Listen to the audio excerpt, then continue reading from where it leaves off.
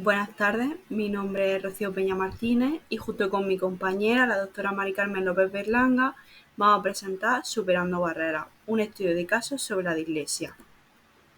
A modo de introducción vamos a hablar sobre la realidad del alumnado. El alumno dentro de nuestra aula es muy diverso y tenemos una gran cantidad de alumnado y muchos de ellos con dificultades, como por ejemplo los alumnos NEAE. Aquí nos vamos a centrar concretamente en las dificultades del lenguaje, que están en nuestra aula en un 7%, y aunque a priori parece un número muy pequeño, es un gran número de alumnos los que tenemos en nuestra aula con estas dificultades, concretamente con la dislexia, que es la que vamos a tratar en nuestro estudio de caso. Afecta tanto a niños como a adolescentes en todas las etapas educativas, ya que es un trastorno que vamos a ver que es persistente en el tiempo, es decir, podemos mejorar, pero siempre va a estar persistente en nosotros. Y también vamos a hablar un poquito del tema de la pandemia y cómo ha afectado al alumnado. Ya hablando con muchos logopedas, he podido ver que esto del aumento de las dificultades del lenguaje ya se veía venir por el tema de que el alumno estaba encerrado en su casa sin poder tener contacto con otros alumnos, sin tener un contacto físico con el profesor y con otros profesionales del centro. También cómo a las familias les afecta esto y cómo buscan ayuda ya no solo en el centro educativo, sino fuera de este. Y otras cosas que vamos a ver en el estudio de caso. ¿Qué es la dislexia? Bueno, según DISFAM, la dislexia es un trastorno del aprendizaje de lectoescritura que tiene carácter persistente y específico. Ya hemos visto y he comentado anteriormente que es de carácter persistente, es decir, vamos a intentar que el alumno mejore. Vamos a hacer que mejore en la lectura, en la escritura, también en la comprensión, pero esto va a ser persistente en el tiempo. Lo que sí podemos hacer es ayudarle a mejorar. La dislexia afecta en el aula, por lo que requiere una adaptación. Cuando las familias vienen al centro educativo hablando del tipo de problema que tiene el alumno, lo que tenemos que hacer, tanto el centro como los docentes dentro del aula, es hacer una adaptación, por ejemplo, en las pruebas escritas, en las pruebas orales, para que el alumno se sienta que esa dificultad realmente no es una dificultad. Por ejemplo, cambiando la letra, eh, dándole más tiempo para ciertos trabajos, dándole más tiempo para el examen, para las pruebas escritas. Y esta adaptación se da gracias a los profesionales del centro educativo, los docentes dentro del aula y la orientación, y también otros docentes, o sea, otros profesionales como por ejemplo ATAL. Todo esto se hace también gracias a una colaboración con la familia. La familia es algo muy importante dentro del centro educativo y tiene que haber una relación muy estrecha para que el alumno se sienta apoyado y, como he dicho, que esa dificultad realmente no sea una dificultad y ayudemos a que haya una mayor calidad educativa. Pero, ¿dónde empieza este problema? ¿Dónde empiezan los problemas? Realmente ahora mismo tenemos, como he dicho, un 7% de niños con dificultades de lenguaje en el aula.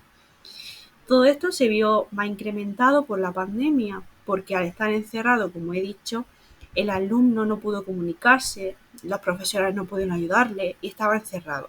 No es lo mismo un cara a cara, no es lo mismo estar en el aula, es algo totalmente distinto. Y también las grandes dificultades de lectura del alumno, ya no solo las personas, bueno, los alumnos con dificultades.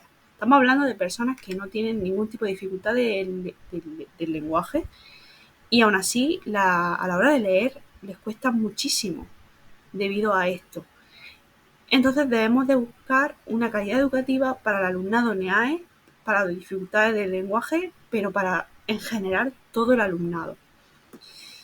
Ya hemos hablado de los efectos de la pandemia, pero también hay otros efectos: peor salud mental, peores calificaciones académicas, mayor desempleo y sobre todo más dificultad en la lectura, más dificultad en ciertas cosas. Vamos a ver ahora el estudio de caso. Unos datos previos a tener en cuenta es la etapa educativa del alumno al que le hacemos este estudio de caso, que es primaria. La dificultad con la que viene es para leer, para escribir, para comprender y muchas faltas de ortografía a la hora de redactar. El diagnóstico de la familia, que ayuda mucho a saber el diagnóstico concreto, es dislexia. Y otros datos es que este alumno venía de otros centros privados donde le ayudaban a que pudiera mejorar. Es decir, que aparte del centro educativo, pues las tardes iba a un centro privado. En este momento se acudió a este centro durante una semana porque estaba de vacaciones y su madre, su familia querían pues ayudarla, y una forma de ayudarla es que por lo menos esa semana que podía ir, pues pudiera acudir al centro. El estudio se realizó durante una semana, 5 días, que fue lo que estaba abierto el centro privado, durante 1 hora al día. Se hizo actividades de lectura, comprensión lectura y expresión oral. Y también se practicó mucho la ortografía. Se hicieron diferentes pruebas, en concreto 3, para ver cuál era la mejor forma de que el alumno mejorara. La prueba 1 fue que leyera directamente en voz alta.